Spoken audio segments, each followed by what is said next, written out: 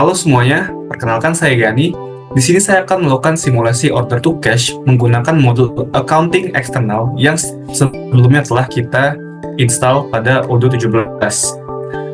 Pertama-tama kita terdapat sedikit modifikasi terhadap tahap-tahap untuk melakukan otosi karena kita akan menyelipkan proses checking terhadap journal entries apakah dia tergenerate dari suatu proses tertentu atau tidak. Di sini saya selipkan antara setelah melakukan sales order, setelah melakukan delivery, setelah melakukan customer invoicing, dan juga setelah melakukan cash receive. Berikutnya kita langsung ke skenario-nya, yaitu mendekati Hari Raya Idul Fitri, PT Berkah Ronaldo selaku perusahaan yang bergerak di penjualan bahan pangan berpikir untuk membuat produk parcel, di mana produk ini dijual dengan harga yang lumayan murah jika dibandingkan dengan kompetitornya.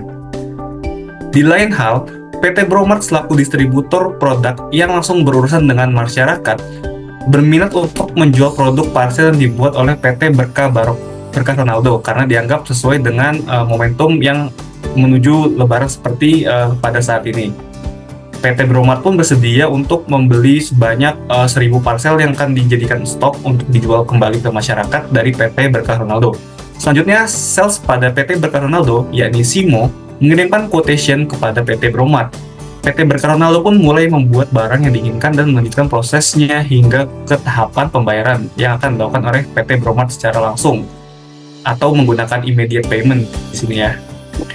Kita langsung saja untuk ke simulasinya.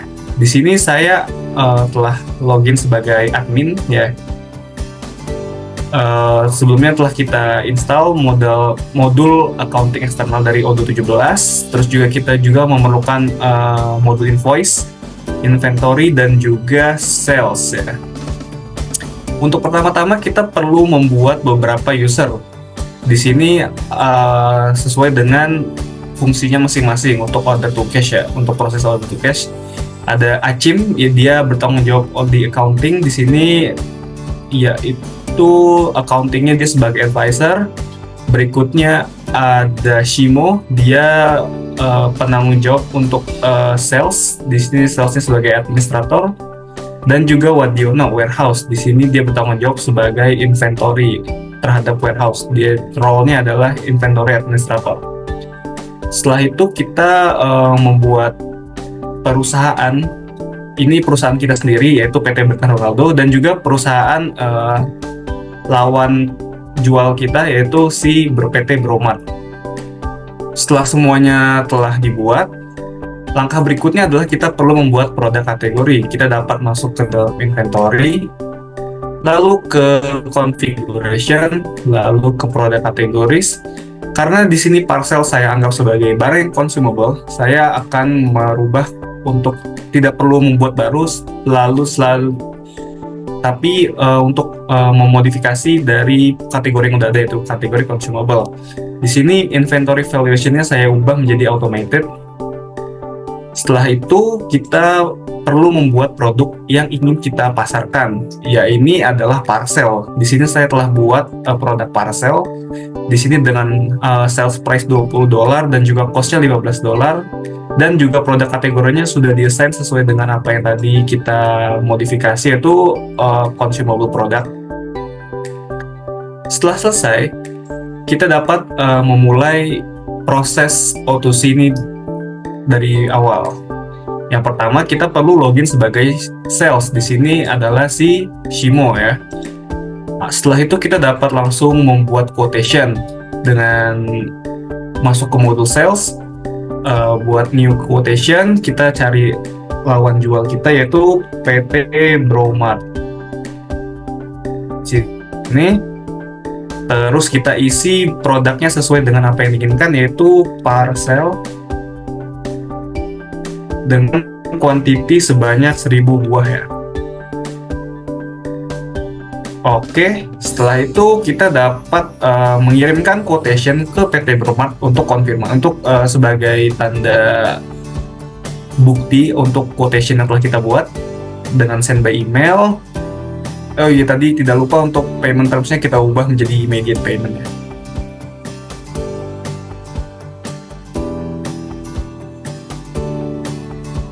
Setelah itu, setelah kita dapat menekan send untuk mengirimkan quotation ke PT Bromart.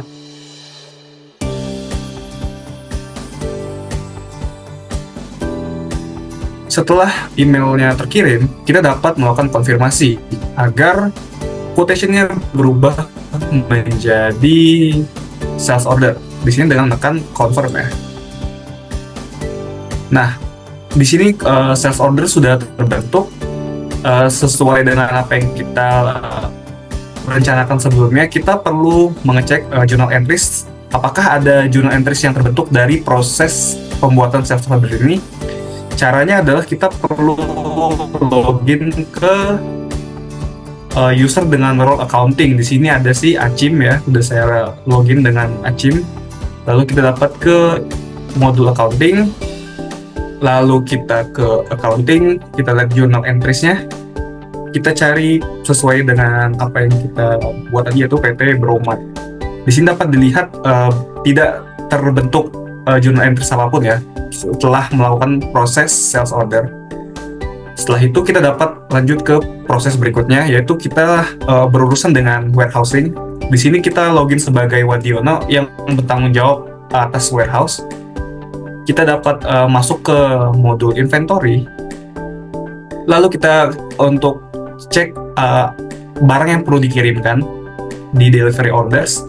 Lalu kita lihat sesuai dengan apa yang kita buat tadi, yaitu ini ya, PT Bromart scheduled by today SS0038, sesuai dengan apa yang kita buat sebelumnya, yaitu sales order dengan kode 00038. Lalu kita dapat menekan ini, lalu kita dapat melakukan validasi yang apabila kita asumsikan bahwa produknya sudah kita kirimkan. Lalu kita dapat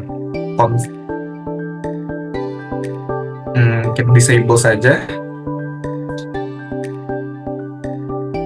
Di sini transfer has been created untuk statusnya untuk sales order 38. Berikutnya kita perlu, karena proses delivery-nya udah terlaksanakan, kita dapat mengecek kembali journal entries, apakah ada journal entries yang dihasilkan atau tidak.